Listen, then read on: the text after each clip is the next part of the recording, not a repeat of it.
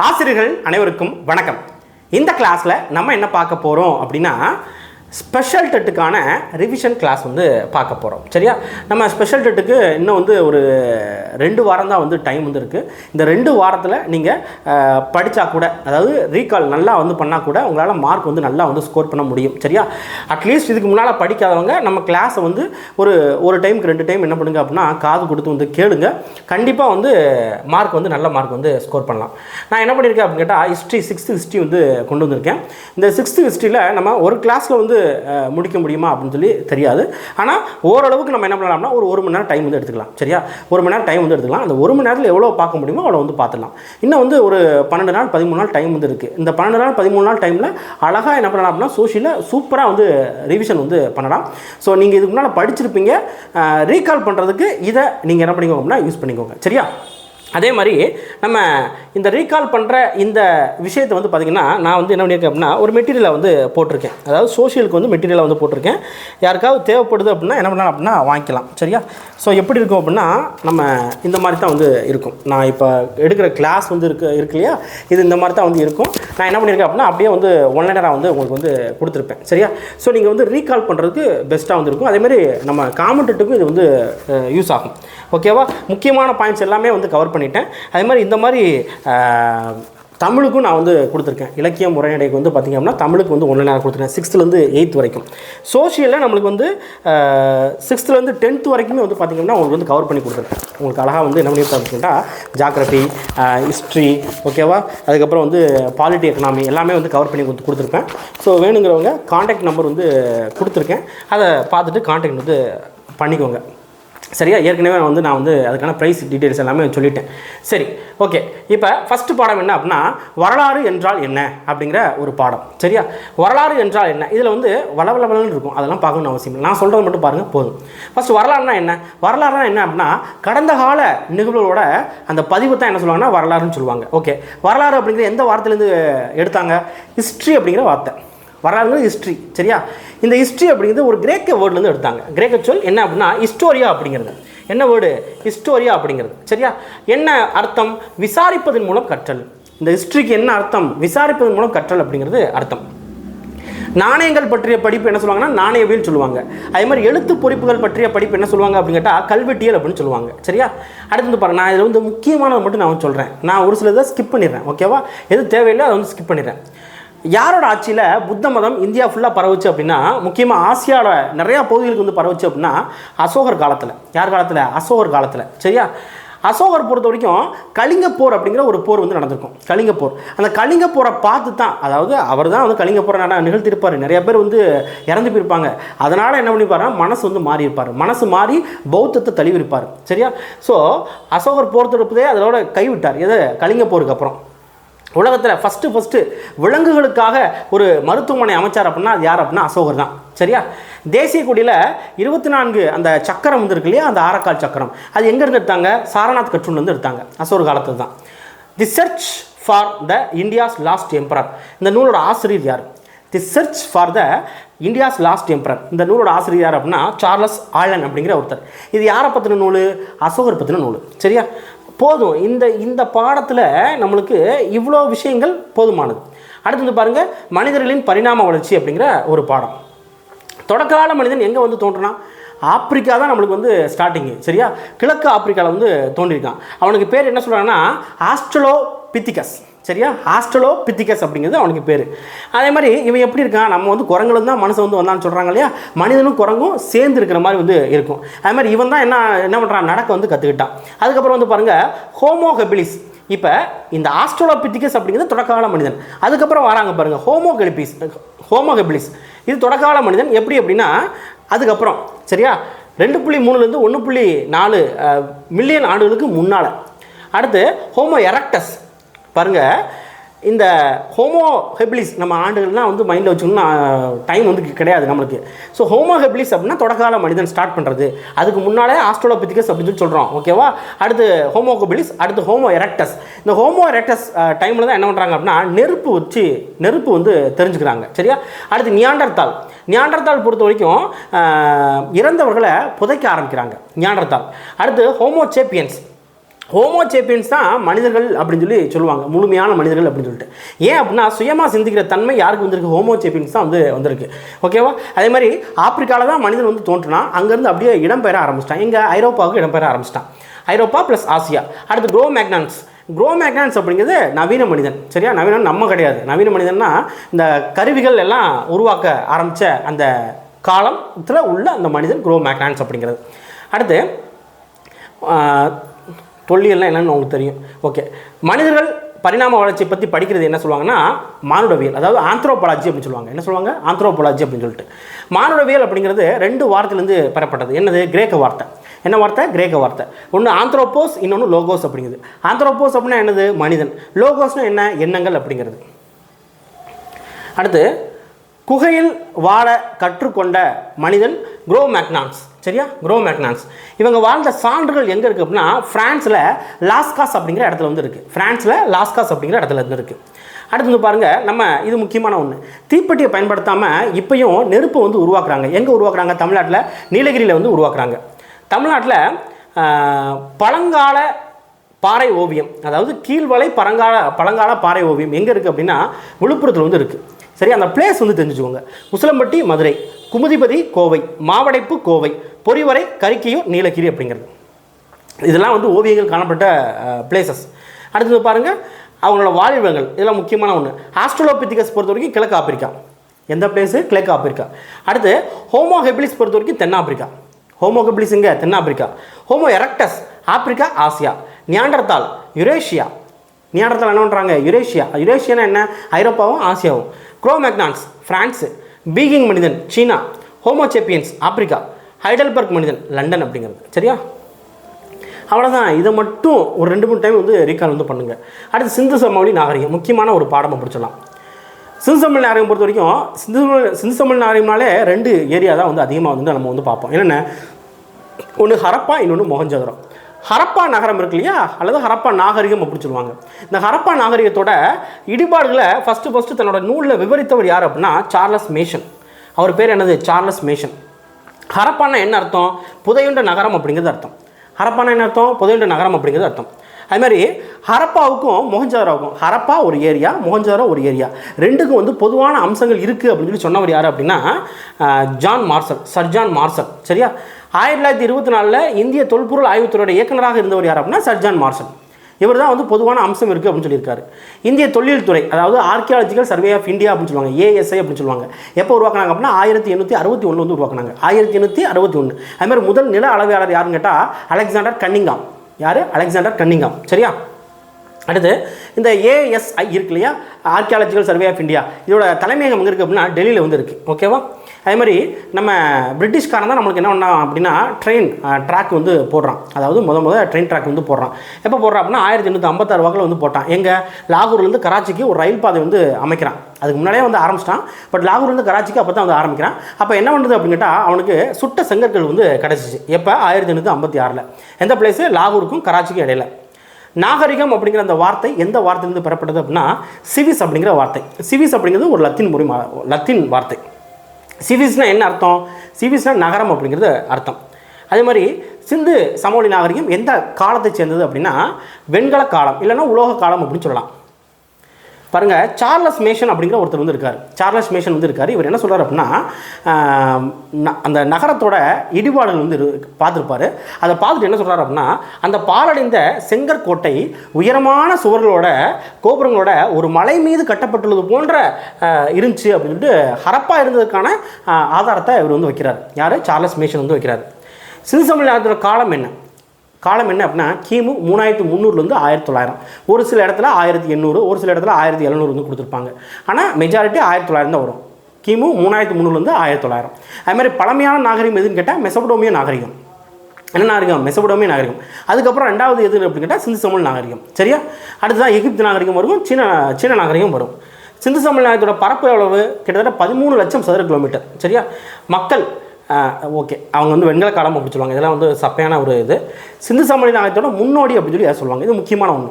சிந்து சமவெளி நாகரிகத்தோட முன்னோடி அப்படின்னு சொல்லி சொல்கிறாங்க அப்படின்னா மெஹர்கர் அப்படிங்கிற ஒரு ஏரியாவை. மெஹர்கர் பொறுத்த வரைக்கும் யார் இருந்தாங்க அப்படின்னா புதிய கற்கால மனிதர்கள் இருந்தாங்க. யார்? புதிய கற்கால மனிதர்கள். மெஹர்கர் பொறுத்த வரைக்கும் எந்த ஆற்று பள்ளத்தாக்கில் வந்து அமைஞ்சிருக்குது அப்படின்னா போலன் அப்படிங்கிற ஒரு ஆற்று பள்ளத்தாக்கில் வந்து அமைஞ்சிருக்கு. அது எங்கே இருக்குது அப்படின்னா பாகிஸ்தானில் பலுசிஸ்தான் அப்படிங்கிற ஒரு ஏரியாவில்.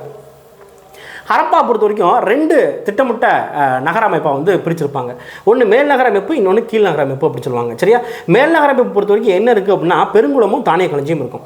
மேல் நகர அமைப்பில் என்ன இருக்கும்? பெருங்குளமும் தானிய களஞ்சியும் இருக்கும். அதுமாதிரி கீழ் நகர அமைப்பு பொறுத்த வரைக்கும் என்ன இருக்கும் அப்படின்னா பொதுமக்கள் வசிப்பாங்க. சரியா, அடுத்து இந்த சிந்து சமவெளி நாகரிகத்தில் அந்த நகரமில் எப்படி இருக்கும் அப்படின்னா சட்டக வடிவத்தில் இருக்கும். சரியா, நேராக சட்டக வடிவத்தில் இருக்கும். ஓகேவா, அடுத்து செங்கற்களால் கட்டப்பட்ட ஒரு தானிய களஞ்சியம் எங்கே கிடச்சிருக்கு அப்படின்னா ஹரியானாவில் ராகி கர்கி அப்படிங்கிற ஒரு ஏரியாவில் வந்து கிடச்சிருக்கு. ஹரியானா ராகி கர்கி அப்படிங்கிறது. ராகி கர்கி தானிய களஞ்சியம் பொறுத்த வரைக்கும் எந்த காலத்தை சேர்ந்தது அப்படின்னா முதிர்ச்சி அடைந்த ஹரப்பா காலம் அப்படின்னு சொல்லுவாங்க. எந்த காலம்? முதிர்ச்சி அடைந்த ஹரப்பா காலம். ஹரப்பா மக்கள் நீளத்தை அளக்கிறதுக்கு எதை பயன்படுத்துனாங்க அப்படின்னா குச்சியை வந்து பயன்படுத்தினாங்க. அதே மாதிரி சிந்து சமவெளி பகுதியில் மெழுக்கா அப்படிங்கிற ஒரு இடத்துல அணிகலன் வாங்கியதாக ஒரு அரசன் வந்து குறிப்பு வந்து எழுதியிருக்கான். அது யார் அப்படின்னா நாரம்சின். எந்த அரசன்? சுமேரியா நாட்டை சேர்ந்த அரசன், அக்காடியா அப்படிங்கிற ஒரு ஏரியா சேர்ந்த ஒரு அரசன். சரியா, அடுத்து லோத்தல் அப்படிங்கிறது எங்கே இருக்குது அப்படின்னா குஜராத்தில் வந்து இருக்குது. லோத்தல் எங்கே இருக்குது? குஜராத்தில் இருக்குது. அதே மாதிரி இந்த லோத்தல்னாலே உங்களுக்கு என்ன ஞாபகத்துக்கு வந்து வரணும் அப்படின்னா கப்பல் கட்டும் தளம். சரியா, கப்பல் கட்டும் தளம் அப்படிங்கிற ஒரு விஷயம் வந்து ஞாபகத்துக்கு வந்து வரணும். லோத்தல் பொறுத்த வரைக்கும் எந்த ஆற்றின் கரையில் இருக்குது அப்படின்னா சபர்மதி ஆற்றின் கரையில். எந்த ஆற்றின் கரையில்? சபர்மதி ஆற்றின் கரையில். அதாவது சபர்மதி ஆற்றோட துணையாறு அப்படின்னு சொல்லலாம். அடுத்து வந்து பாருங்கள் சிலை. ஸோ சிலைன்னு வந்துட்டாலே மெஜாரிட்டி மொஹஞ்சதாரோ தான் இருக்கும். அமர்ந்த நிலையில் இருக்கிற ஒரு ஆண் சிலை மொஹஞ்சதாரோவில் கிடச்சிருக்கு. அதே மாதிரி நடனமாது அப்படிங்கிற ஒரு பெண் சிலை மொஹஞ்சதாரோவில் கிடச்சிருக்கும். சிலைனால என்ன? மொஹஞ்சதாரோ அப்படிங்கிறது. அதே மாதிரி மனிதர்களால் முதலாக கண்டுபிடிக்கப்பட்ட உலோகம் எது அப்படின்னு கேட்டால் செம்பு அப்படிங்கிறது. தந்தத்திலான ஒரு அளவுகோல் வந்து கண்டெடுக்கப்பட்டிருக்குது. எங்கே? குஜராத்திலேருந்து கண்டெடுக்கப்பட்டிருக்குது. அளவு என்ன அப்படின்னா 1704 மில்லிமீட்டர் அப்படிங்கிறது. நான் சொன்னேன் பெண் சிலை நடனமாது அப்படிங்கிறது மொஹஞ்சதாரோவில் இருக்குன்னு சொன்னால் வந்துருச்சா? அடுத்து சிந்து சமவெளி மக்களுக்கு எதை பற்றி தெரியாது அப்படின்னா இரும்பை பற்றி தெரியாது. அதே மாதிரி குதிரையை பற்றி தெரியாது. இரும்பை பற்றி தெரியாது, குதிரையை பற்றி தெரியாது. இதையும் நீங்கள் தெரிஞ்சு வச்சுக்கோங்க. ஆபரணம் செய்கிறதுக்கு எதை பயன்படுத்திருக்காங்க அப்படின்னா சிவப்பு நிற மணிக்கற்களை பயன்படுத்தியிருக்காங்க. அதே மாதிரி என்ன வழிபாடு, கடவுள் வழிபாடு இருக்கு இல்லையா, தாய் தெய்வ வழிபாடு பயன்படுத்தியிருக்காங்க. தாய் தெய்வ வழிபாடு இல்லைன்னா பத்னி தெய்வ வழிபாடு அப்படின்னு சொல்லலாம். முதல் எழுத்து வடிவம் யாரால் வந்து உருவாக்கப்பட்டது? சுமேரியர்கள் அப்படிங்கிற ஒரு மக்களால் உருவாக்கப்பட்டது சுமேரியர்கள் அப்படிங்கிறது. அதே மாதிரி சிந்து சமவெளி நாகரிகத்தோட மொஹஞ்சதாரோ பகுதி இருக்கு இல்லையா, இந்த மொஹஞ்சதாரோ பகுதியை யுனெஸ்கோ வந்து பார்த்திங்க அப்படின்னா உலக பாரம்பரிய தலமாக அறிவிச்சிருக்காங்க. என்னவா அறிவிச்சிருக்காங்க? உலக பாரம்பரிய தலமாக அறிவிச்சிருக்காங்க. பழமையான 4 நாகரிகங்களில் பெரிய பரப்பளவு கொண்ட நாகரிகம் எது அப்படின்னு கேட்டால் சிந்து சமவெளி நாகரிகம். பெரிய பரப்பளவு பழமையான 4ன்னா மெசபடோமியம், அதுக்கப்புறம் வந்து பார்த்திங்க அப்படின்னா இந்த சிந்து சமவெளி நாகரிகம், சீன நாகரிகம், எகிப்து நாகரிகம் வரும். உலகின் முதலில் கட்டப்பட்ட பொதுக்குளம் எங்கே இருக்குது? மொஹஞ்சதாரோவில் இருக்குது. பொதுக்குளம் மொஹஞ்சதாரோவில் இருக்குது. அதே மாதிரி இந்த தொல்லியல் ஆய்வில் வயதை வந்து கண்டுபிடிக்கிறாங்க இல்லையா, எதை வச்சு கண்டுபிடிக்கிறாங்க? C14 அப்படின்னு சொல்லக்கூடிய கதிரியக்க கார்பன் வயது கணிப்பு முறை அப்படின்னு சொல்லுவாங்க. சிந்து சமவெளி மக்கள் எந்த உலோகங்களை பற்றி தெரிஞ்சிருந்தாங்க? இரும்பை தவிர செம்பு, வெண்கலம், வெள்ளி, தங்கம் இதை பற்றி தெரிஞ்சிருந்தாங்க. ஹரப்பா நாகரிகம் எப்போது சரிய தொடங்கியது? 1900 வாக்கில் சரிய தொடங்கியது. ஆனால் அந்த சரிய தொடங்குறதுக்கான காரணம் என்ன அப்படின்னு நம்மளுக்கு வந்து தெரியாது. ஏன்னா ஒரு இடத்துல ஒரு மாதிரி சொல்கிறாங்க. எத்தனை பெரிய நகரங்கள் இருந்துச்சு சிந்து சமவெளி நாகரிகத்தில்? 6 பெரிய நகரங்கள் இருந்துச்சு.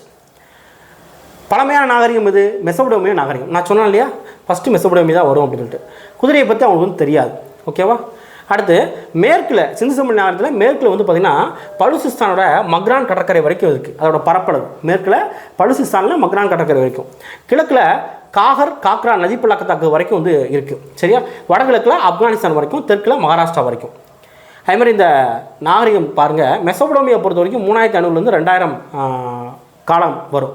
3500 2000 என்னது கிமு வந்து வரும். சரியா, கிமு எல்லாமே கிமு தான் வந்து வரும்.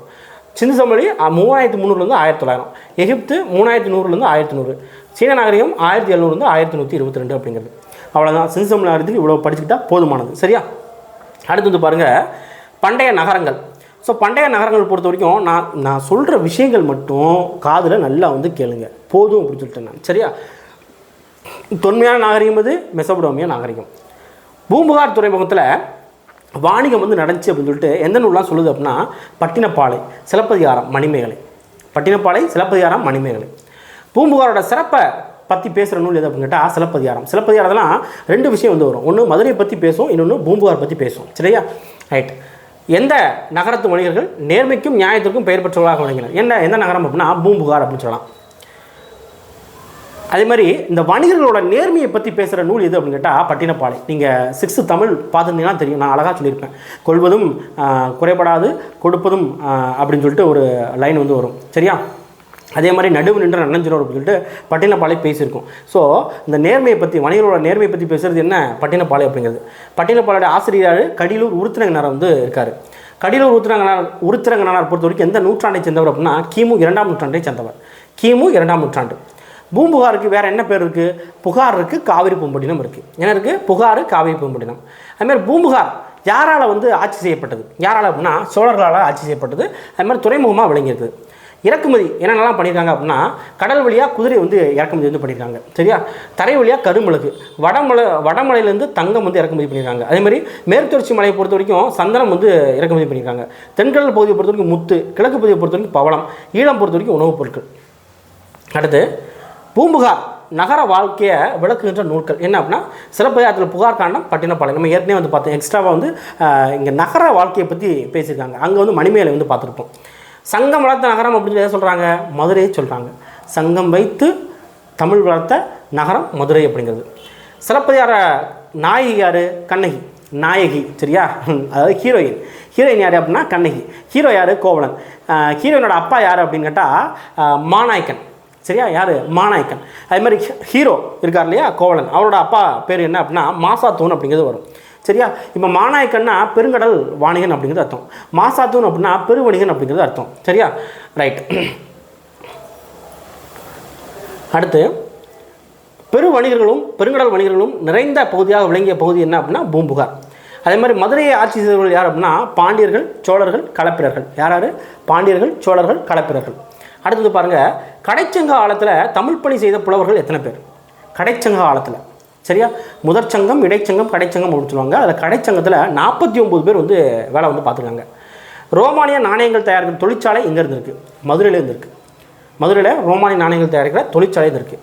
அதுமாதிரி முத்துக்களை உவரி அப்படிங்கிற இடத்துலேருந்து இஸ்ரேல் அரசர் சாலமன் அப்படிங்கிற ஒருத்தர் வந்து இறக்குமதி பண்ணியிருக்காரு. சரியா? அடுத்தது பாருங்கள், சந்தனம் எங்கேருந்து மதுரை கொண்டு வரப்பட்டது? சந்தனம் பொறுத்த வரைக்கும் தொண்டிலிருந்து மதுரை கொண்டு வரப்பட்டது. தூங்கா நகரம் அப்படின்னு சொல்லி எதை சொல்லுவாங்க? மதுரை சொல்லுவாங்க. இதெல்லாம் வந்து லட்டு கொஷின். சரியா? மதுரையில் இருந்த 2 வகை அங்காடிகள் என்ன? நாளங்காடி, அல்லங்காடி. நாளங்காடினா டே, அல்லங்காடினா நைட்டு. சரியா? மதுரை பற்றிய குறிப்புகள் யார்கிட்ட இருக்குது அப்படின்னா மெகஸ்தனிஸ் எழுதின இண்டிகோ அப்படிங்கிற ஒரு நூலில் வந்து இருந்திருக்கும். சரியா? அடுத்து அர்த்தசாஸ்திரம் அப்படிங்கிற நூல் வந்து இருக்குது. இது யார் எழுதுனா அப்படின்னா சாணக்கியர் வந்து எழுதினார். அதில் மதுரை பற்றின குறிப்புகள் வந்து இருக்குது. யுவான் சுவாங் வந்து இருக்கார். இவர் வந்து சீன ஒரு பயணி. இவர் நம்ம தமிழ்நாட்டுக்கு வந்திருப்பார். அப்போ எங்கே வந்தார் அப்படின்னா காஞ்சிக்கு வந்து வந்தார். காஞ்சிக்கு படிக்கிறதுக்காக வந்தார். நகரங்களில் சிறந்தது காஞ்சி அப்படின்னு சொல்கிறது யார் அப்படின்னா காளிதாசர். நகரங்களில் சிறந்தது காஞ்சி அப்படின்னு சொல்கிறது யார்? காளிதாசர்.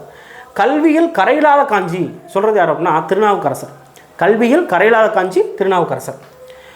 புத்தகயா, சாஞ்சி, இந்த மாதிரி 7 இந்திய புனித தலங்களில் காஞ்சிபுரமும் ஒன்று அப்படின்னு சொல்லிட்டு காஞ்சிபுரம் பற்றி ஒருத்தர் சொல்லியிருக்காரு. அவர் பேர் என்ன அப்படின்னா யுவான் சுவாங் அப்படிங்கிறது.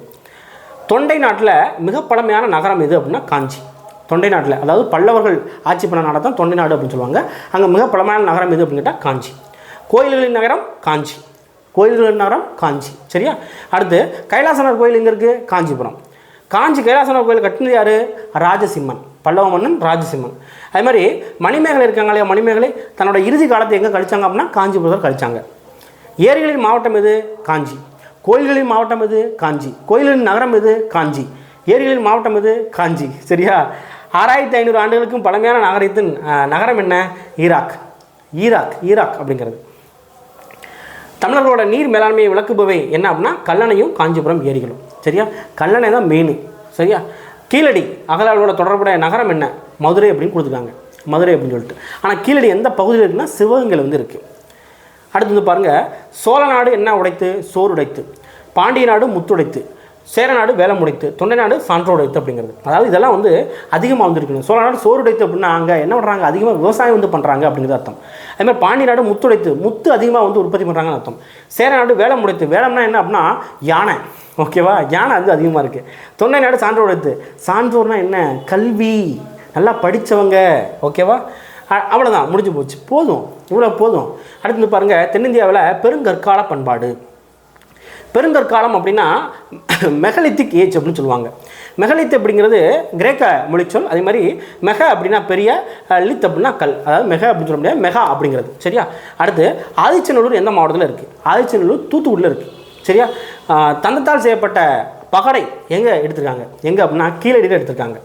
முதுமக்கள் தாலி, முதுமக்கள் தாலினாலே என்ன அப்படின்னா ஆதிச்சநல்லூர் தான், ஆதிச்சநல்லூர் அப்படிங்கிறது.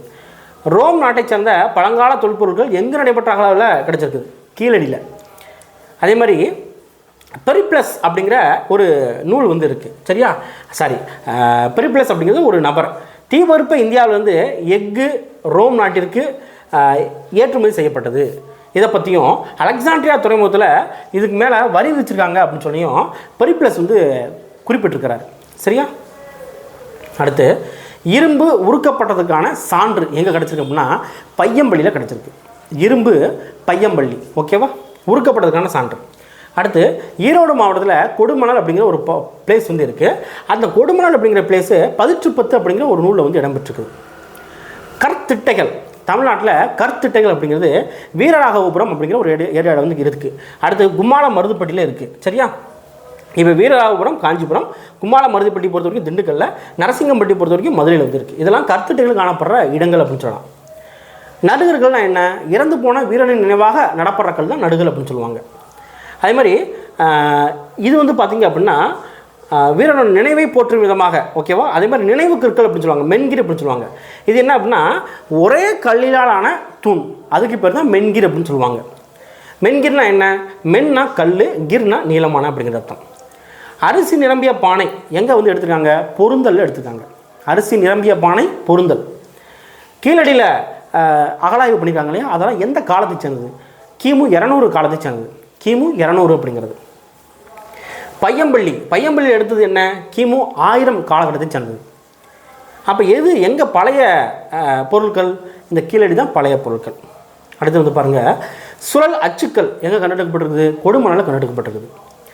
கொழுமுனைகள் எங்கே கண்டெடுக்கப்பட்டிருக்குது, பொருந்தலாக கண்டெடுக்கப்பட்டிருக்குது. எந்த பிளேஸு, பொருந்தல் அப்படிங்கிறது. அதே மாதிரி இது ரொம்ப முக்கியம். ஆதிச்சநல்லூர் தூத்துக்குடி மாவட்டம், கீழடி சிவகங்கை மாவட்டம், பொருந்தல் திண்டுக்கல் மாவட்டம், பையம்பள்ளி வேலூர், கொடுமணல் அப்படிங்கிறது ஈரோடு அப்படிங்கிறது. அடுத்து சங்ககாலம் அப்படிங்கிற ஒரு பாடம். இது வந்து கொஞ்சம் வாஸ்ட்டாக தான் இருக்கும், பட் பரவாயில்ல, நம்ம வந்து பார்த்துடலாம். சங்ககாலம் அப்படின்னா சங்க இலக்கிய பாடல்கள் இயற்றப்பட்ட காலம் சங்ககாலம் அப்படின்னு சொல்லுவாங்க. அதாவது கிமு 3ஆம் நூற்றாண்டுலேருந்து கிபி 3ஆம் நூற்றாண்டு வரைக்கும், அதுதான் சங்ககாலம் அப்படின்னு சொல்லுவாங்க. பனை ஓலையில் தமிழ் செவ்வியல் இலக்கியங்கள் வந்து என்னன்னாங்க அப்படின்னா எழுதியிருந்தாங்க. அதை மீட்டவர் யார் அப்படின்னா ஆறுமுக நாவலரும் உவே சாமினாரும். ஆறுமுக நாவலர் யாழ்ப்பாணம் பகுதியை சேர்ந்தவர். அதுமாதிரி தாமோதரம் பிள்ளையும் ஒருவர் யாழ்ப்பாணம் பகுதியை சேர்ந்தவர். உவேசா நம்ம தமிழ் தாத்தா, ஓகேவா. அதிகும்பா கல்வெட்டு யாரோட இது, அதிகும்பா கல்வெட்டு பொறுத்த வரைக்கும் கலிங்க நாட்டில் காரவேலன் அப்படிங்கிற ஒரு அரசன் வந்து இருப்பான், அவனை பற்றின ஒரு விஷயம். சங்க காலத்தில் கால அளவு என்ன, கிமு 3ஆம் நூற்றாண்டுலேருந்து கிபி 3ஆம் நூற்றாண்டு. அதுமாரி சங்ககால தமிழகம் எந்த கற்கால பண்பாட்டை சேர்ந்தது, எந்த கற்காலம் அப்படின்னா பெருங்கற்கால பண்பாட்டை சேர்ந்தது. சங்ககால தமிழகம் எந்த காலத்தை சேர்ந்தது, இரும்பு காலம். சரியா? அடுத்தது பாருங்கள், லத்தீன் மொழியோட அளவிற்கு பழமையான தமிழ் மொழி அப்படிங்கிற கருத்தை சொன்னது யார், ஜார்ஜ் எல் ஹார்ட் அப்படிங்கிற ஒருத்தர். ஜார்ஜ் எல் ஹார்ட், ஓகேவா. இவர் வந்து கலிஃபோர்னியா பல்கலைக்கழகத்தில் தமிழ் மொழி பேராசிரியராக இருந்திருக்கிறார். சேர அரசர்கள் குறித்த செய்திகள் எங்கே கிடச்சிருக்கு அப்படின்னா, அதாவது எந்த நூலில் இருக்குது அப்படின்னா சங்க நூலில் 10 முழுக்க முழுக்க சேர அரசர்கள் பற்றி பேசுது. மொத்தம் 10 அரசர்கள் பற்றி பேசும். முதல் 10ம் கடைசி 10ம் கிடைக்கல, இடையில உள்ள 10 தான் 8 10 வந்து இருக்கும், 80 பாடல்கள் வந்து இருக்கும். முழுக்க முழுக்க சேர அரசர்கள். அடுத்து வட இந்தியாவின் மீது படையெடுத்து சென்ற சேர அரசர் யார் அப்படின்னா சேரன் செங்குட்டுவன். இமயமலை வரைக்கும் வந்து படையெடுத்து வந்து போயிருக்காரு. போயிட்டு அங்கேருந்து கல்லெட்டு வந்து கண்ணைக்கு சிலையை வந்து வச்சுருக்காரு. நான் இதை சொல்லியிருக்கேன்னா இதை சொல்லிட்டேன். அதுமாதிரி தமிழகத்தில் பத்தினி தெய்வ வழிபாட்டை அறிமுகம் செஞ்சது யார் அப்படின்னா சேரன் செங்குட்டுவன். இளங்கோவடிகள் யாரோட தம்பி, சேரன் செங்குட்டுவனோட தம்பி. அதுமாதிரி எந்த சேர அரசர் தன்னோட பேரில் நாணயங்களை வெளியிட்டார் அப்படின்னா சேரல் இரும்புரை, சேரல் இரும்புரை அப்படிங்கிறது. அது மாதிரி முக்கியத்துவம் வாய்ந்த சேர அரசர்கள் உதயன் சேரலாதன், இமயவர்மன் நெடுஞ்சேரலாதன், சேரன் செங்குட்டுவன், சேரல் இரும்புரை. சோழ நாட்டில் மையப்பகுதி என்ன இருக்குது அப்படின்னா காவிரி, தஞ்சாவூர் ஏரியா இருக்கு இல்லையா, அதுதான். சேரர் பாண்டியர் ஒரு 11 வேளிர் கூட்டுப்படை, சேரர் பாண்டியர் 11 வேளிர் கூட்டுப்படை. இவங்களை வெண்ணி அப்படிங்கிற ஒரு இடத்துல தோற்கடித்தது யார் அப்படின்னா கரிகால சோழன். கரிகால வளத்தான் அப்படின்னு சொல்லக்கூடிய கல்லணை கட்டினவர். வெண்ணி அப்படிங்கிறது எங்கே இருக்குது? தஞ்சாவூரில் இருக்குது. வெண்ணி அப்படிங்கிறது எங்கே இருக்குது? தஞ்சாவூரில் இருக்குது. அதுமாதிரி கரிகாலனுக்கு நல்ல மனசு, காடுகளை விளைநிலங்களாக வந்து மாற்றிருக்கிறாரு. அது மாதிரி கல்லணையை இவர் வந்து என்ன பண்ணியிருக்காரு அப்படின்னா கட்டியிருக்காரு. கல்லணை எந்த ஆற்றின் குறுக்கே கட்டப்பட்டிருக்குது? காவிரி ஆற்றின் குறுக்கே கட்டப்பட்டிருக்குது. அதே மாதிரி கரிகாலன் ஆட்சியப்போ வாணிக நடவடிக்கைகள் வந்து நடந்திருக்க முடியா, அதை பற்றி பேசுகிற நூல் எது அப்படின்னா பட்டினப்பாலை. முக்கியத்துவம் வாய்ந்த சோழ அரசர்கள் யார்? இளஞ்சேட் சென்னி, கரிகால் வளவன், கோச்சங்கனான், கிள்ளி வளவன், பெருநற்கிள்ளி. இவங்கெல்லாம் முக்கியத்துவம் வாய்ந்தவர்கள். சேரர் சோழர் 5 வேளிர்கள். இவங்களோட கூட்டுப்படையை தலையாலங்கானம் அப்படிங்கிற ஒரு இடத்துல தோற்கடித்தவர் யார்? தலையாலங்கானத்து செருவென்ற பாண்டியன் நெடுஞ்செழியன் அப்படின்னு சொல்லுவாங்க. ஓகேவா? கொற்கையின் தலைவன் அப்படின்னு சொல்லி யாரை சொல்கிறாங்க? பாண்டியன் நெடுஞ்செழியன்னு சொல்கிறாங்க. யாரை சொல்கிறாங்க? பாண்டியன் நெடுஞ்செழியன்னு சொல்கிறாங்க. அதுமாதிரி பாண்டிய நாடு எதற்கு பெயர் பெற்றது? முத்துக்குளித்தலுக்கு பெயர் பெற்றது. பாண்டியர்களோட நாணயங்களில் என்ன உருவங்கள் பொறிக்கப்பட்டிருக்குது? ஒரு புறத்தில் யானோட உருவம், இன்னொரு புறத்தில் வந்து பார்த்திங்கன்னா மீனோட உருவம். வேத வேள்விகள் நடத்தியதை கொண்டாடும் விதமாக நாணயங்கள் வெளியிட்டது யார்? முதுகுடுமி பெருவழுதி. முதுகுடுமி பெருவழுதி. சரியா? பாண்டிய அரசர்கள் முக்கியத்துவம் வாய்ந்தவர்கள் யார் அப்படின்னா நெடியோன், முதுகுடுமி பெருவழுதி, நன்மாறன், நெடுஞ்செழியன். சரியா? இப்போ இதை பார்த்தோன்னா சார் இதெல்லாம் பார்க்கணுமா அப்படின்ட்டா ஒரு சில இடத்துல வந்து இந்த முக்கியத்துவம் வாய்ந்தவர்களை கொடுத்துருவாங்க. நம்ம வந்து வேறுபடுத்தி பார்க்குற மாதிரி இருந்திருக்கும். மூவேந்தர்கள் சூட்டி கொண்ட பட்டங்கள். சேரர்கள் பொறுத்த வரைக்கும் ஆதவன், குட்டுவன், வானவன், இரும்புரை. ஆதவன், குட்டுவன், வானவன், இரும்புரை. சோழர்கள் பொறுத்த வரைக்கும் சென்னி, செம்பியன், கிள்ளி, வளவன். பாண்டியர்கள் பொறுத்த வரைக்கும் மாறன், வழுதி, செழியன், தென்னர் அப்படிங்கிறது. அதுமாதிரி மாலை என்ன? சேரருக்கு பணம்பு மாலை, சோழருக்கு ஆத்தி மாலை, பாண்டியருக்கு வேப்பம்பு மாலை. சரியா? சோழர் ஆற்றுல பணம் சேர பாண்டியனுக்கு வேம்பாய் கசந்தது. சோழர் ஆற்றுல பணம் சேர பாண்டியனுக்கு வேம்பாய் கசந்தது. நம்ம அப்படியே பிரிச்சிடலாம். ஓகேவா? அடுத்தது பாருங்கள், சேரருக்கு துறைமுகம் என்ன அப்படின்னா முசிறி, தொண்டி. சோழருக்கு புகார், பாண்டியருக்கு கொற்கை. சேரருக்கு தலைநகர் என்ன பண்ணா வஞ்சி, அதாவது கரூர். சோழருக்கு உறையூர், புகார். பாண்டியருக்கு மதுரை. சின்னம் பொறுத்த வரைக்கும் சேரருக்கு வில் அம்பு, சோழருக்கு புலி, பாண்டியருக்கு இரட்டை மீன்கள். ஆயர் அப்படின்னா என்ன அர்த்தம்? ஆயர் அப்படின்னா ஆணிரை மேய்ப்போர் அப்படிங்கிறது அர்த்தம். அது மாதிரி வேளிர்கள் அப்படின்னு சொல்லுவாங்க. அது குறுநில பகுதி அப்படின்னு சொல்லுவாங்க. அதாவது பண்டைய கால தமிழகத்தில் ஆட்சி செய்த நில உடைமை பிரிவினர், குட்டி நில உடைமை பிரிவினர் யார் அப்படின்னா வேளிர்கள். கிளார்னா யார்? கிராமத் தலைவர். அதுமாதிரி சங்கால ஆட்சி அமைப்பில் அரசர் எப்படி சொல்கிறாங்க அப்படின்னா கோ அப்படின்னு சொல்கிறாங்க. என்ன சொல்கிறாங்க? கோ. ஓகேவா? அதே மாதிரி அரசரோட வேறு பேர்கள் என்ன? வேந்தன், கோன், மன்னன், கொற்றவன், இறைவன். பட்டம் சூட்டப்படும் விழா, அரசருக்கு பட்டம் சுட்டுறாங்க இல்லையா, அதுக்கு பேர் என்ன அப்படின்னா அரசு கட்டிலேறுதல், இல்லைன்னா முடிசூட்டு விழா அப்படின்னு சொல்லுவாங்க. பட்டத்து இளவரசன் என்ன சொல்லுவாங்க அப்படின்னா கோமகன் அப்படின்னு சொல்லுவாங்க. அந்த காலத்தில் பட்டத்து இளவரசன் கோமகன் அப்படின்னு சொல்லுவாங்க. பட்டத்து இளவரசருக்கு இளையோர் என்ன சொல்லுவாங்க அப்படின்னா இளங்கோ, இளஞ்செழியன், இளஞ்சேரல். இளங்கோ, இளஞ்செழியன், இளஞ்சேரல். சங்ககாலத்தில் நிலவரி என்ன சொல்கிறாங்க? இறைன்னு சொல்கிறாங்க. என்ன சொல்கிறாங்க? இறை. தோமாரம்னா என்ன? எரியீட்டி. தோமாரம்னா என்ன? எரியீட்டி. சங்ககால இராணுவம் எத்தனை பிரிவு? 4 பிரிவு வந்து இருந்துச்சு. காலாட்படை, குதிரைப்படை, யானைப்படை, தேர்ப்படை. படைத்தலைவர் என்ன சொல்லுவாங்க? தானை தலைவன் அப்படின்னு சொல்லுவாங்க. தானை தலைவன். சரியா? ஆயுதங்கள் வைக்கப்பட்டிருந்த இடம் என்ன? படைக்கொட்டில். என்ன சொல்லுவாங்க? படைக்கொட்டில். தமிழ் இலக்கண நூல் என்ன? தொல்காப்பியம். அவனுக்கு தெரியும் இது. அதே மாதிரி நீதிமன்றம் எப்படி சொல்கிறாங்க அப்படின்னா அவைன்னு சொல்லுவாங்க. சங்ககாலத்தில் நீதிமன்றத்துக்கு பேர் என்ன சொல்லுவாங்க? அவைன்னு சொல்லுவாங்க. தீர்ப்பு எங்கே வழங்கப்படுது அப்படின்னா மன்றங்களில் வழங்கப்படுது. நீதிமன்றம் அவை, தீர்ப்பு வழங்கப்படுற இடம் பேர் மன்றம் அப்படிங்கிறது. நிர்வாக பிரிவுகளை பொறுத்தவரைக்கும் மண்டலம், நாடு, கூற்றம், ஊர். பெரிய மண்டலம், மண்டலத்துக்கு கீழே வந்து பார்த்திங்கன்னா நாடு, நாடுக்கு கீழே கூற்றம், கூற்றத்துக்கு கீழே ஊர் அப்படிங்கிறது. 5 நிலைகள் என்ன? குறிஞ்சி. குறிஞ்சி பொறுத்த வரைக்கும் நிலம் என்ன? மலையும் மலை சார்ந்த இடமும். தொழில் என்ன? வேட்டையாடுதல். மக்கள் என்ன? குறவர், குறத்தியர். கடவுள் என்ன? முருகன். இதெல்லாம் புத்தகத்தில் இருக்குது. சரியா? முல்லைக்கு என்ன? காடும் காடு சார்ந்த இடமும். அதே மாதிரி தொழில் என்ன? ஆணிரை மேய்த்தல். மக்கள் என்ன? ஆயர், ஆட்சியர். கடவுள் யார்? மாயோன், இல்லைன்னா சேயோன் அப்படின்னு சொல்லுவாங்க. மருதம் வயலும் வயல் சார்ந்த இடமும். சரியா? தொழில் என்ன? வேளாண்மை. அதே மாதிரி மக்கள் உழவன், உலத்தியர். கடவுள் இந்திரன். நெய்தல் பொறுத்த வரைக்கும் கடலும் கடல் சார்ந்த இடமும். அதே மாதிரி மீன் பிடித்தல், உப்பு உற்பத்தி. மக்கள் யார்? பரதவர், உலத்தியர். கடவுள் யார்? வருணன். சரியா? அடுத்து பாலை. வறண்ட நிலம் அப்படின்னு சொல்லுவாங்க. சுரமும் சுரம் சார்ந்த இடமும் அப்படின்னு சொல்லுவாங்க. தொழில் என்ன? வீரச்செயல்கள் அப்படின்னு சொல்லி கொடுத்துருக்காங்க. புத்தகத்தில் வீரச்செயல்கள் கொடுத்துருக்காங்க. ஆக்சுவலாக வீரச்செயல்கள் வராது, இங்கே வந்து திருடுதல் அப்படிங்கிறது வந்திருக்கும். இதுக்கு முன்னாடி கொடுத்துருக்காங்க. மக்கள் என்ன? மறவர் மறத்தியர். கடவுள் என்ன? கொற்றவை அப்படிங்கிறது. அடுத்து சங்க காலத்தில் கடற்கரையோர நகரங்கள் எவ்வாறு அழைக்கப்பட்டது? எவ்வாறு அப்படின்னா பட்டினம் அப்படின்னு சொல்லுவாங்க. சங்க காலத்தில் கடற்கரையோர நகரம் பட்டினம். புகார் என்பது எதை குறிக்குது? துறைமுகத்தை குறிக்குது. சரியா? அதுமாதிரி சங்க காலத்தில் பெண்களோட மிகச்சிறந்த ஒழுக்கம் என்ன? கற்பு அப்படிங்கிறது. சங்கால பெண்பாற் புலவர்கள் யார்? ஔவையார், வெள்ளிவிதியார், காக்கைப்பாடினியார், ஆதிமந்தியார், பொன்முடியார். சரியா? ஏலிசை வல்லான் அப்படின்னு யாரை சொல்கிறாங்க? கரிகாலன்னு சொல்கிறாங்க. ஏலிசை வல்லான் யார்? கரிகாலன்னு சொல்லுவாங்க.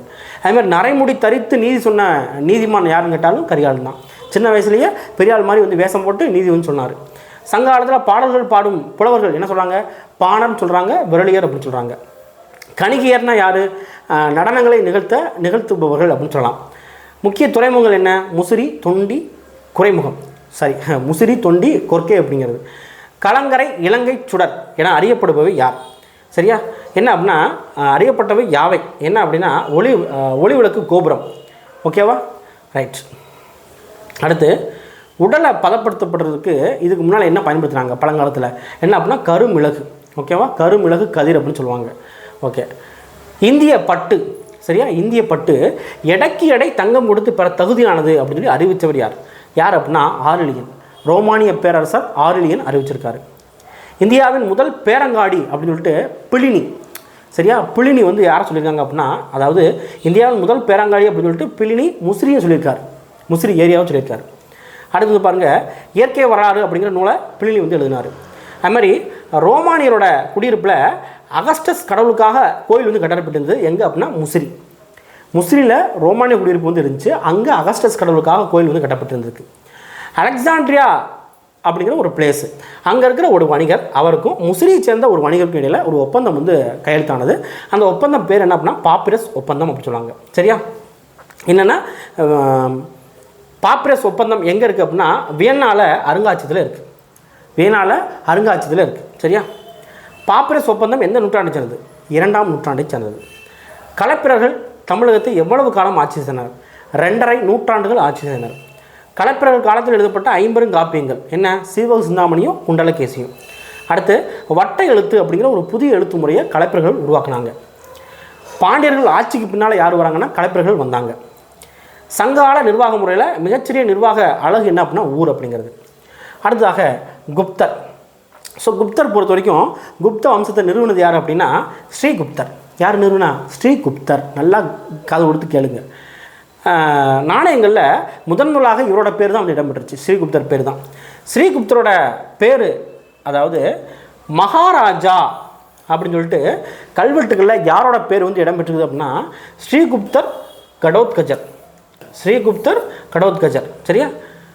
ஓகே. அடுத்தது பாருங்கள், லிச்சாவி அரசு குடும்பத்தை சேர்ந்த குமாரதேவியை மனைந்த குப்த அரசர் யார்? அதாவது இந்த 2 பேருக்கு அப்புறம் ஸ்ரீகுப்தருக்கும் கடோத்கஜருக்கும் அடுத்து யார் வராங்க அப்படின்னா முதலாம் சந்திரகுப்தர் வருவார். முதலாம் சந்திரகுப்தர். இவர் காலத்தில் தான் குமாரதேவியை இவங்க வந்து மணந்திருப்பாங்க. இவங்க யார்? லிச்சாவி அப்படிங்கிற ஒரு அரச குடும்பத்தை சேர்ந்த ஒரு பெரிய அரச குடும்பத்தை சேர்ந்த நபர்கள். அதாவது இந்த ஸ்ரீகுப்தர் கடோத்கஜர் காலத்தில் இவங்க வந்து ரொம்ப பெருசாலாம் வந்து ஆகலை. யார் காலத்தில் ஆகியிருக்காங்க அப்படின்னா முதலாம் சந்திரகுப்தர் காலத்தில் தான் அந்த பேரரசு அப்படிங்கிற ஒரு விஷயம் வந்து உருவாக ஆரம்பிச்சிருக்கு. காரணம் என்ன? குமாரதேவியை மணந்ததுனால தான். அதே மாதிரி இவர் வெளியிட்ட தங்க நாணயங்களில் லிச்சாவியா அப்படிங்கிற வாசகம் வந்து பொறிக்கப்பட்டிருந்தது. ஓகேவா? அதே மாதிரி இந்த லிச்சாவி இருக்கு இல்லையா, இந்த லிச்சாவியை பொறுத்த வரைக்கும் எங்கே இருக்குது அப்படின்னா கங்கை நதிக்கும் நேபாள நாட்டிற்கும் இடைப்பட்டதாக இருந்துச்சு. அதாவது வடகிழக்கு அந்த சைடில் வந்து இருக்கும். ஓகேவா? அடுத்து குப்த வம்சத்தோட தலை சிறந்த அரசர் யார்? சமுத்திரகுப்தர். அதாவது ஸ்ரீகுப்தர், கடோத்கஜர், அதுக்கப்புறம் வந்து பார்த்திங்க அப்படின்னா நம்ம சந்திரகுப்தர் வந்து வருவார். அதுக்கப்புறம் யார் வராங்கன்னா சமுத்திரகுப்தர் வருவார். சமுத்திரகுப்தர் தான் தலை சிறந்த அரசராக கருதப்படுவாங்க. ஏன் அப்படின்னா இவர் காலத்தில் பேரரசு ரொம்ப பெருசாக வந்து ஆயிருக்கும். ஓகேவா? பிரயாகை மெய்கீர்த்தியை எழுதுனது யார் அப்படின்னா ஹரிசேனர். பிரயாகை மெய்கீர்த்தி எழுதுனது யார்? ஹரிசேனர். ஹரிசேனர் யார்? இந்த சமுத்திரகுப்தரோட அமைச்சர். சரியா? சமுத்திரகுப்தரோட ஆட்சிக்கான மிக முக்கியமான சான்று. சமுத்திரகுப்தனாலே என்ன ஞாபகத்துக்கு வந்துடணும் அப்படின்னா அலகாபாத் தூண் கல்வெட்டு ஞாபகத்துக்கு வந்துடணும். என்ன ஞாபகத்துக்கு வந்துடணும்? அலகாபாத் தூண் கல்வெட்டு. ஏன்னா இவரோட காலத்தில் இவரை பற்றின கல்வெட்டு தான் அலகாபாத் தூண் கல்வெட்டு அப்படிங்கிறது. சமுத்திரம்னா என்ன? சமுத்திரம்னா என்ன? கடல். கடலில் பாத் பாத் பண்ணுவோம், ஓகேவா? பாத்னா என்ன? குளிக்கிறது, சரியா? அலகாபாத் சமுத்திரகுப்தர் அப்படிங்கிறது. அடுத்து பிதாரி தூண் கல்வெட்டு யாரோட காலத்தை சேர்ந்தது? ஸ்கந்தகுப்தர் காலத்தை சேர்ந்தது. ஸ்கந்தகுப்தர் காலத்தை சேர்ந்தது, ஓகேவா? உதயகிரி குகை கல்வெட்டு இரண்டாம் சந்திரகுப்தர். அது மாதிரி பிரசஸ்தி அப்படின்னா என்ன அர்த்தம்? பிரசஸ்தி அப்படின்னா ஒரு சம்ஸ்கிருத வேர்டு. இதுக்கு வந்து என்ன அர்த்தம் அப்படின்னா பாராட்டி புகழ்கிறது, சரியா? தென்னிந்தியாவில் பல்லவ நாட்டு அரசர் விஷ்ணுகோபனை தோற்கடித்த குப்த ஆட்சியாளர் யார் அப்படின்னா சமுத்திரகுப்தர். அதேமாதிரி வட இந்தியாவில் ஒரு 9 அரசர்களை என்ன பண்ணார் அப்படின்னா சமுத்திரகுப்தர் கைப்பற்றினார். 9 அரசுகளை. தென்னிந்தியாவில் ஒரு 12 அரசுகளை கப்பம் கட்ட வச்சார். யார்? சமுத்திரகுப்தர், ஓகேவா? அதுமாதிரி இலங்கையில் ஸ்ரீ மேகவர்மன் அப்படிங்கிற ஒரு பௌத்த அரசன் வந்து என்ன பண்ணுறான் அப்படின்னு கேட்டால் இந்த சமுத்திரகுப்தரோட காலத்தோட சேர்ந்தவர் அப்படின்னு சொல்கிறாங்க. சமுத்திரகுப்தர் காலத்தை சேர்ந்தவர் அப்படின்னு சொல்லிட்டு. கவிராஜா அப்படிங்கிற பட்டம் பெற்ற குப்த அரசர் யார் அப்படின்னா சமுத்திரகுப்தர். கவிராஜா யார்? சமுத்திரகுப்தர். அதுமாதிரி குதிரைகளை பலியிடுற வேள்வியை நடைமுறைப்படுத்திய குப்த அரசர் யார் அப்படின்னா சமுத்திரகுப்தர். சமுத்திரகுப்தர் என்ன பண்ணுறாரு அப்படின்னா நாணயம் வந்து வெளியிடுறாரு. அதில் அவர் வந்து வீணை வாசிப்பது போன்ற உருவம் வந்து இருக்குது. அதுமாதிரி இவர் வந்து என்ன பக்தராக இருந்தார் அப்படின்னா தீவிரமான விஷ்ணு பக்தர். அதாவது வைணவம், தீவிரமான வைணவ பக்தர் அப்படின்னு சொல்லலாம். அடுத்து யார் வராங்கன்னா விக்ரமாதித்யர் வந்து வருவார். அதே மாதிரி இவரை வந்து இந்திய நெப்போலியன் அப்படின்னு சொல்லுவாங்க. இது முக்கியமான ஒன்று. சமுத்திரகுப்தரை என்ன சொல்லுவாங்க அப்படின்னா இந்திய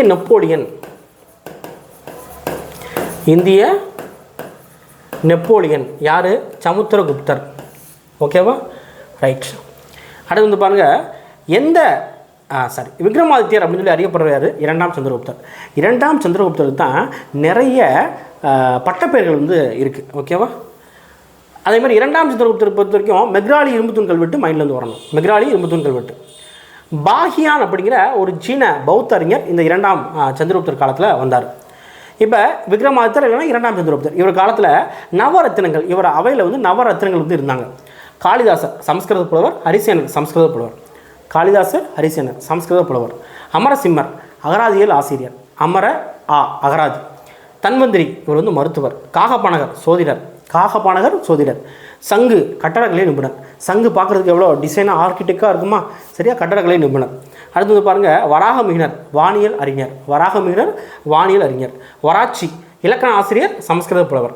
விட்டல் பட்டர் அப்படின்னா மாய வித்தைக்காரர் அப்படின்னு சொல்லுவாங்க. இதெல்லாம் யார் ஆட்சியில் இருந்துச்சு? விக்ரமாதித்யர் அப்படி இல்லைன்னா சந்திரகுப்தர், இரண்டாம் சந்திரகுப்தர் காலத்தில் வந்து இருந்துச்சு. ரைட். அடுத்து இரண்டாம் சந்திரகுப்தருக்கு பட்டப்பெயர்கள் என்ன? விக்ரமாதித்யர், நரேந்திர சந்திரர், சிம்மசந்திரர், நரேந்திர சிம்மர், விக்ரம தேவராஜர், தேவகுப்தர், தேவஸ்ரீ அப்படிங்கிறது, ஓகேவா? அடுத்து இரண்டாம் சந்திரகுப்தருக்கு அடுத்து யார் வரா? முதலாம் குமாரகுப்தர் வராது.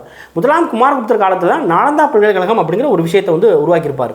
அதே மாதிரி பாடலிபுத்திரம் அப்படிங்கிற ஒரு ஏரியா, இந்த ஏரியாவில் மக்கள் வந்து பார்த்திங்கன்னா செல்வ செழிப்போடு வாழ்ந்தாங்க அப்படின்னு சொல்லிட்டு பாகியான்னு சொல்லிடுறாரு. பாகியான் என்ன அப்படின்னா ஒரு வெளிநாட்டு பயணி, சரியா? ஸ்கந்தகுப்தர் இது முக்கியமான ஒன்று. குப்த அரசர்களில் ஸ்கந்தகுப்தர் காலத்தில் ஹூனர்கள் படையெடுப்பு வந்து நிகழ்ந்துச்சு. அதை ஓரளவுக்கு தடுத்து நிறுத்தினார். ஆனால் பின்னால் வந்து தோற்று போனார். மிகிரகுலர் அப்படிங்கிற ஒரு நபர் வந்து இருக்கார். அவர் வந்து ஒரு ஆட்சியாளர்.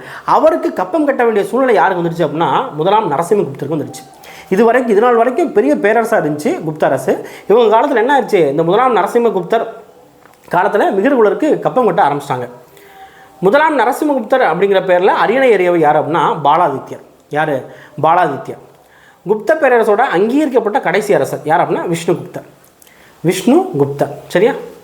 அடுத்து தெய்வீக உரிமை கோட்பாடு அறிமுகப்படுத்தியவர்கள்னா குப்த அரசர், நான் தான் இறைவன் அப்படிங்கிற மாதிரி. குப்த பேரரசில் ஆளுநர்கள் எப்படி சொல்கிறாங்க அப்படின்னா உபாரிகா அப்படின்னு சொல்கிறாங்க. என்ன சொல்கிறாங்க? உபாரிகா அப்படிங்கிறது. அதே மாதிரி விஷயாபதிகள் என்ன பண்ணுறாங்கன்னா மாவட்ட நிர்வாகத்தை மேற்கொள்கிறாங்க. கிராமாதி ஆகஷா அப்படிங்கிறவங்க கிராம அளவில் அதிகாரிகளாக இருக்காங்க. தூதகா அப்படிங்கிறது ஒற்றர்கள் அப்படின்னு சொல்லலாம்.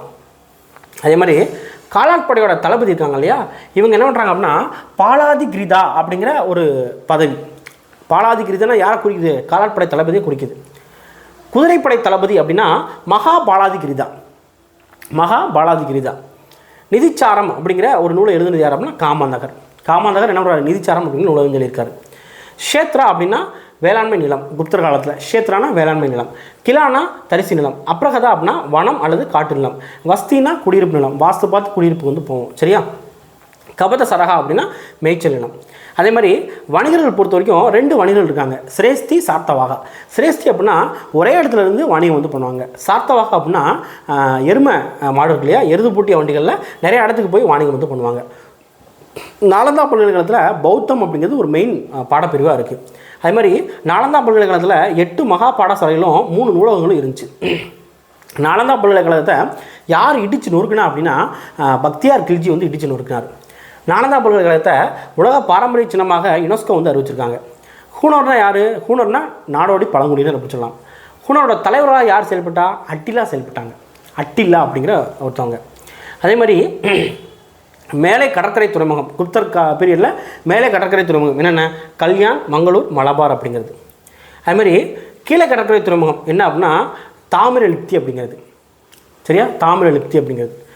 குப்தரோட நாணய அமைப்பு முறையை அறிமுகம் செய்தது யார்? சமுத்திரகுப்தர். குப்தரோட பொற்காசுகள் தினாரா அப்படின்னு சொல்லுவாங்க. தினாரா அப்படிங்கிறது. அதே மாதிரி குப்தர் கால சமூகம் வர்ணாசிரம முறையில் எத்தனை வர்ணங்களை கொண்டிருந்தது அப்படின்னா 4 வர்ணங்களை வந்து கொண்டிருந்தது. 2ஆம் சந்திரகுப்தரோட அரசியர் அப்படின்னு சொல்லிட்டு கல்வெட்டுகளில் யாரை குறிப்பிட்றாங்க அப்படின்னா குபேரனாகா துருப சுவாமினி அப்படிங்கிறது. குபேரனாகா துருப சுவாமினி.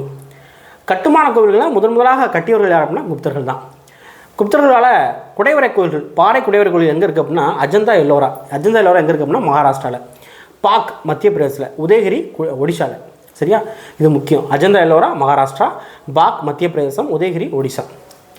குப்தர்கள் காலத்தில் திராவிட பாணியில் கோயில் வந்து கட்டியிருக்காங்க. சரியா? ஒரு புத்தர் உலோக சிற்பம் 7.5 அடி உயரமுள்ள ஒரு புத்தர் உலோக சிற்பம் எங்கே கிடச்சிருக்கோம்னா சுல்தான் கஞ்சில் வந்து கிடச்சிருக்கு. சுல்தான் கஞ்சில். அதுமாதிரி 18 அடி உயரமுள்ள புத்தரோட செப்பு சிலை நாலந்தால இருக்குது. அதே மாதிரி மக்கள் என்ன பேசுனாங்க அப்படின்னா பிராகிருத மொழி வந்து பேசுனாங்க. அலுவலக மொழியாக சம்ஸ்கிருதம் வந்து இருந்துச்சு. அஷ்டத்யாயி அப்படிங்கிற நூலை எழுதுனது யார் அப்படின்னா பாணினி எழுதினார். யார் எழுதுனா? பாணினி.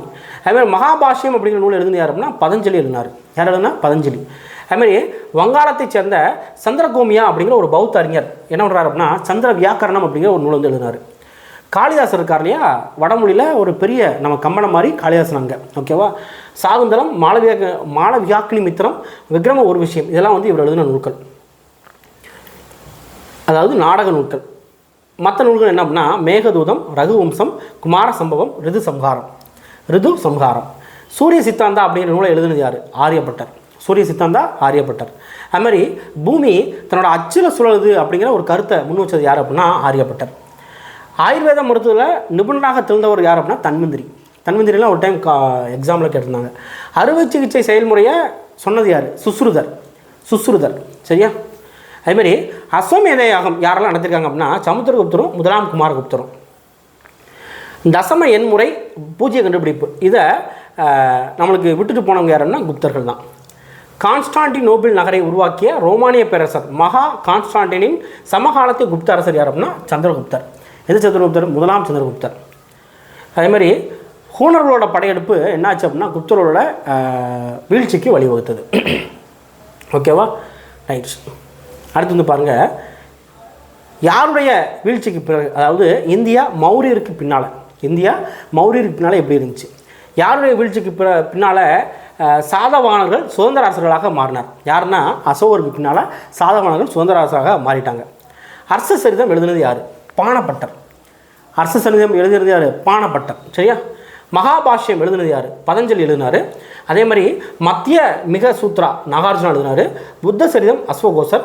மாளவியாக்னி மித்திரம் காளிதாசர். நம்மளுக்கு தெரியும் மாளவியாக்னி மித்திரம் வந்து காளிதாசர் எழுதினான்னு சொல்லி தெரியும். சரியா? அடுத்து மௌரிய பேரரசோட கடைசி அரசர் யார் அப்படின்னா பிரகத்ரதா அப்படிங்கிற ஒருத்தர். மௌரிய பேரரசோட கடைசி அரசர் பிரகத்ரதா. அதே மாதிரி இவரோட தளபதி யார் அப்படின்னா இவரோட தளபதி புஷ்யமித்ர சுங்கர் அப்படிங்கிற ஒருத்தரால் கொல்லப்படுறாரு. ஓகேவா? இப்போ வந்து பாருங்கள், மௌரிய பேரரசு இருக்குது. மௌரிய பேரரசில் பிரகத்ரதா வந்து லாஸ்ட் அரசராக வந்திருக்காங்க. இந்த பிரகத்ரதாவோட தளபதியை புஷ்யமித்ர சுங்கர் வந்து கொண்டுட்டார். இப்போ புஷ்யமித்ர சுங்கர் இருக்கு இல்லையா, அந்த சுங்கர் இவர் என்ன பண்ணுறாருன்னா சுங்க வம்சத்தை தொடங்கி வச்சார். மகதம் அப்படிங்கிற ஏரியா, நம்ம வட இந்தியாவில் மகதம் அப்படிங்கிற ஏரியா, அங்கே சுங்க வம்சம் யார் நிறுவனர் அப்படின்னா புஷ்யமித்ர சுங்கர் வந்து நிறுவனார். தலைநகரமாக எங்கே இருக்குது அப்படின்னா பாடலிபுத்திரம்னா பாட்னா பீகாரில் வந்து இருக்குது. சரியா? பாக்டீரிய அரசன் டேஷ் படையை புஷ்யமித்ரன் வெற்றிகரமாக முறியடித்தார். யார் அப்படின்னா மினாண்டர். பாக்டீரியா அப்படிங்கிறது ஒரு நாடு. ஓகேவா? என்னடா பாக்டீரியா அப்படிங்கிறதுலாம் வருது அப்படின்னு நினைக்கிறோம்னா பாக்டீரியா அப்படிங்கிற ஒரு நாடு. புஷ்யமித்திரன் தன்னோட ஆதிக்கத்தை நிலைநாட்ட எத்தனை முறை அஸ்வமேத யாகம் நடத்தினார்? 2 டைம் வந்து நடத்தியிருக்காரு. சரியா?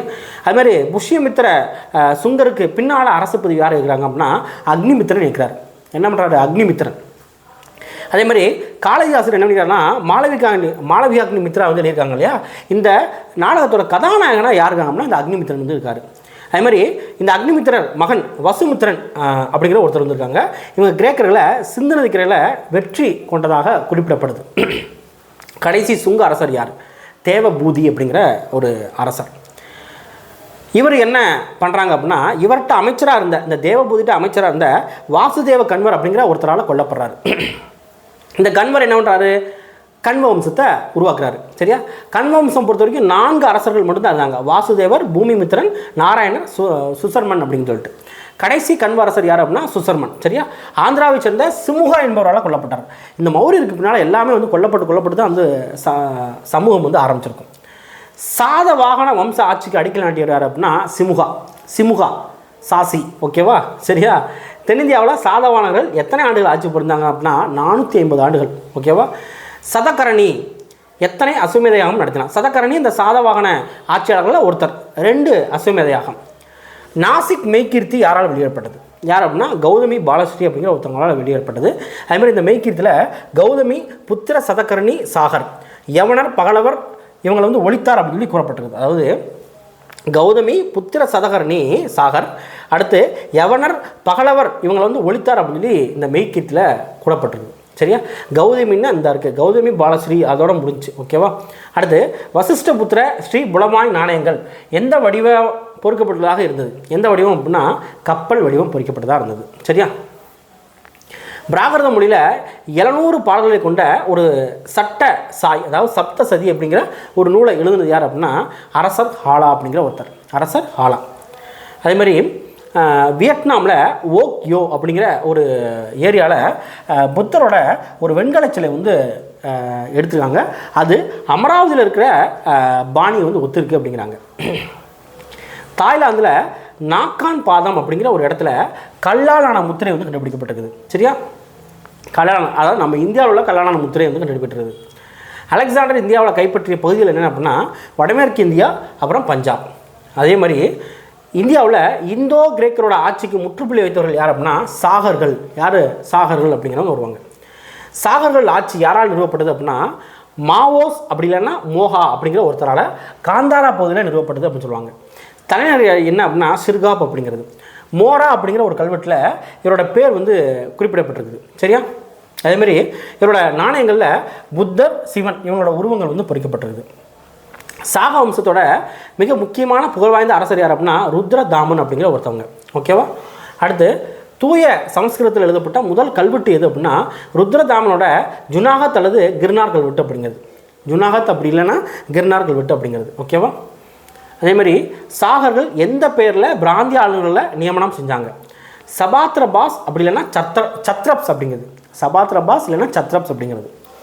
அதே மாதிரி 1ஆம் நூற்றாண்டில் யூச்சி பழங்குடியினர் எத்தனை பிரிவினர் இருந்தாங்க அப்படின்னா 5 பிரிவினராக இருந்தாங்க. 5. ஓகேவா? இந்த யூச்சி பழங்குடியினர் நாடோடி பழக்கத்தை வந்து கைவிட்டதுக்கப்புறம் எங்கே குடியேறாங்க அப்படின்னா பாக்டீரியர், பார்த்தியர் இந்த பகுதிகளில், இந்த பாக்டீரியர் நாடுன்னு சொல்கிறாங்க இல்லையா, அந்த நாடுகளில் வந்து குடியேறாங்க. குஷானர்கள் எந்த மதத்தை பின்பற்றுறாங்கன்னா பௌத்த மதத்தை பின்பற்றுறாங்க. அதே மாதிரி கிபி 78 குஷானர்களில் அரசு பதவி ஏற்றவர் யார் அப்படின்னா கனிஷ்கர். சரியா? தொடக்கத்தில் குஷானர்களோட தலைநகரமாக காபூல் வந்து இருந்துச்சு. ஆப்கானிஸ்தான் காபூல் வந்து இருந்துச்சு. அதுக்கப்புறம் பெஷாவர் இல்லைன்னா புருஷாபுரத்துக்கு மாற்றிட்டாங்க. கனிஷ்கர் எந்த சீன தளபதியை தோற்கடித்தார் அப்படின்னா பன்ஷியாங் அப்படிங்கிற ஒரு சீன தளபதியை தோற்கடித்தார். பாடலிபுத்திரத்தை சேர்ந்த எந்த பௌத்த துறையோட போதனைகளால் பௌத்தத்தை கனிஷ்கர் தழுவினார் அப்படின்னா அஸ்வகோசர் அப்படிங்கிற ஒருத்தரால். அதே மாதிரி இவர் என்ன பண்ணுறாரு அப்படின்னா அந்த பௌத்தத்தில் ஹீனயானம், மகாயானம் அப்படிங்கிற 2 பிரிவு வந்துருக்கு. அதில் மகாயானத்தை இவர் வந்து ஆதரிக்கிறார். அதே மாதிரி கனிஷ்கர் என்ன பண்ணுறாரு அப்படின்னா பௌத்தத்தை அரச மதமாக வந்து மாற்றிருக்காரு. அதாவது அவங்க நாட்டில் அரச மதமாக ஆக்கியிருக்காரு. 4வது பௌத்த பேரவையை கனிஷ்கர் எங்கே கூட்டினார்? எங்கே அப்படின்னா குண்டலவனம் அப்படிங்கிற ஏரியா, முக்கியமான ஒன்று. 4வது பௌத்த பேரவையை குண்டலவனம் அப்படிங்கிற ஏரியாவில் கூட்டினார், ஸ்ரீநகருக்கு பக்கத்தில். இந்த பேரவையில் தான் ஹீனயானம், மகாயானம் அப்படின்ட்டு பௌத்தம் வந்து 2ஆக வந்து உடஞ்சிச்சு. அதுமாதிரி கனிஷ்கர் காலத்தில் பௌத்த அறிஞர்கள் யார் அப்படின்னா அஸ்வகோசர், வசுமித்திரர், நாகார்ஜுனர் அப்படிங்கிறது. கனிஷ்கர் காஷ்மீரில் எந்த புதிய நகரத்தை உருவாக்குறாரு அப்படின்னா கனிஷ்காபுரம் அப்படிங்கிற ஒரு பகுதி. அதுக்கப்புறம் யாருடைய காலத்தில் காந்தாரா கலைப்பள்ளி செலுத்தோங்கியது அப்படின்னா கனிஷ்கர் காலத்தில். அடுத்தது பாருங்கள், ஓகே பாருங்கள், பார்குத் சாஞ்சி இந்த இடங்களில் பௌத்த ஸ்தூபிகள் காணப்படுது. அங்கே இருக்கிற மாதிரியே என்ன இருக்குது அப்படின்னு கேட்டால் ஸ்தூபிகளோட சுற்றுச்சுவர்களையும் வாயில்களையும் கற்களுக்கு பதிலாக மரத்தை பயன்படுத்துகிற முறை சுங்கர் காலத்தில் நடைமுறைக்கு வந்துச்சு, நம்ம இந்தியாவில் சுங்கர் காலத்தில். ஓகேவா.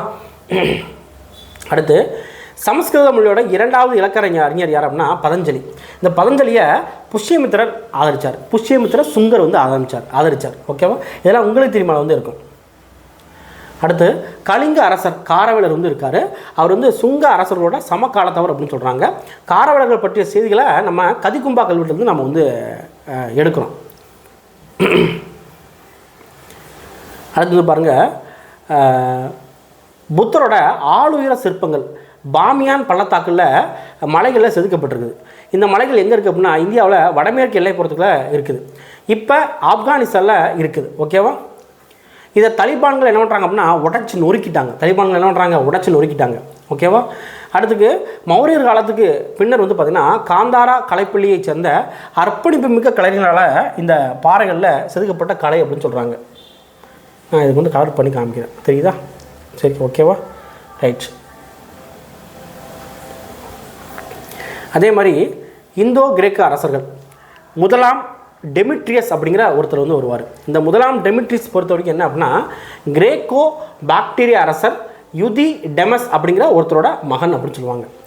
சரியா. அதே மாதிரி கிமு 294 288 வரைக்கும் மாசிடோனியா அப்படிங்கிற ஒரு பிளேஸில் மன்னராக வந்து இருந்தார். டெமிட்ரியஸ் என்ன பண்ணுறாரு அப்படின்னா சதுர வடிவிலான இருமொழி வாசகங்களை கொண்ட ஒரு நாணயங்களை வெளியிடுறாரு. அதே மாதிரி நாணயத்தோட தலைப்பகுதியில் கிரேக்க மொழியும் பூப்பகுதியில் வந்து பார்த்திங்கன்னா கரோஸ்தி அப்படிங்கிற ஒரு மொழியும் இடம்பெற்றிருக்குது. டெமிட்ரியஸ் பேரில் 3 பேர் வந்து இருந்திருக்காங்க. இந்த 3 பேரில் யார் கிமு 2ஆம் நூற்றாண்டில் யவன சகாப்தத்தை தொடங்கி வைத்தவர் அப்படிங்கிறத முடிவு செய்ய முடியலை. சரியா. அடுத்தது பாருங்கள், மினாண்டர் பொறுத்த வரைக்கும் இந்தோ கிரேக்க அரசர்களில் இவர் வந்து ஒருத்தராக வந்து கருதப்படுறாரு. அதே மாதிரி ஒரு பெரிய அரசை இவர் வந்து ஆண்டதாக வந்து சொல்லப்படுது. ஓகேவா. ஓகே.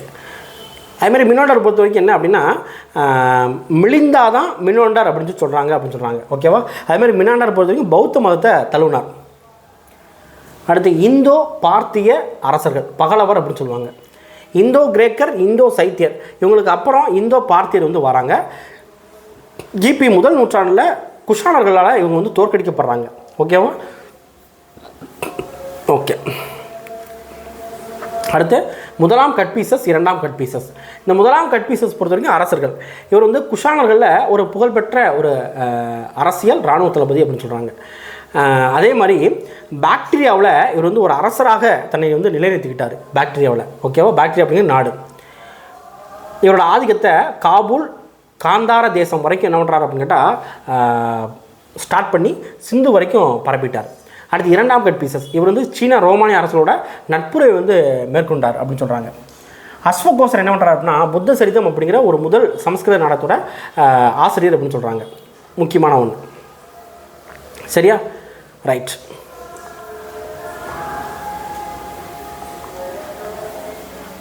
ஓகே.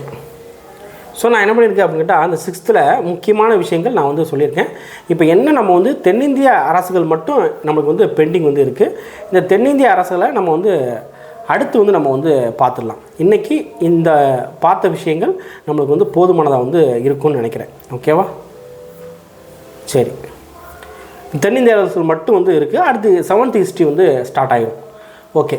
இப்போ உங்களுக்கு இந்த ஒன்லைனர் புக்கு வேணும் அப்படின்னா இப்போ நம்ம வந்து இந்த ஒன்லைனர் புக் வந்து நம்ம வந்து போட்டிருக்கோம் இல்லையா. இப்போ இந்த நீங்கள் பார்த்தீங்க இல்லையா, இது எல்லாமே வந்து இந்த ஒன்லைனர் வந்து அடங்கியிருக்கும். இப்போ 6th 7th வந்து இந்த மாதிரி வந்து கொடுத்துருக்கோம். அடுத்து 8th 9th 10th ஒரு ஒன்லைனர் புக் வந்து போட்டிருக்கோம். சரியா. சோஷியலுக்கு வந்து வேணும் அப்படின்னா முழுசாக வந்து வேணும் அப்படின்னா நீங்கள் வந்து ஒன்லைனர் வாங்கி நீங்கள் ஸ்பெஷல் டேட்டு கூட வந்து ப்ரிப்பேர் பண்ணிக்கலாம். காமன் டேட்டுக்கும் என்ன பண்ணிக்கலாம் அப்படின்னா ப்ரிப்பேர் வந்து பண்ணிக்கலாம். நான் வந்து நம்பர் வந்து கொடுத்துருக்கேன். வேணுங்கிறவங்க என்ன பண்ணிக்கோங்க அப்படின்னா வாங்கிக்கோங்க. ஸோ புக்ஸ் வந்து இந்த மாதிரி தான் இருக்கும். மொத்தம் 5 புக்ஸ் வந்து நம்ம வந்து ரெடி பண்ணியிருக்கோம். சரியா, 5 புக்ஸ் வந்து ரெடி பண்ணியிருக்கோம். சோசியலுக்கு 4 புக்கு, தமிழில் ஒரு புக் வந்து ரெடி பண்ணியிருக்கோம். ஸோ ரிவிஷனுக்கு வந்து அதாவது வாங்கி யூஸ் பண்ணுறவங்க யூஸ் பண்ணிக்கோங்க. இன்னும் 2 வாரம் வந்து டைம் வந்து இருக்குது. சரியா, ரைட், ஓகே, தேங்க்யூ.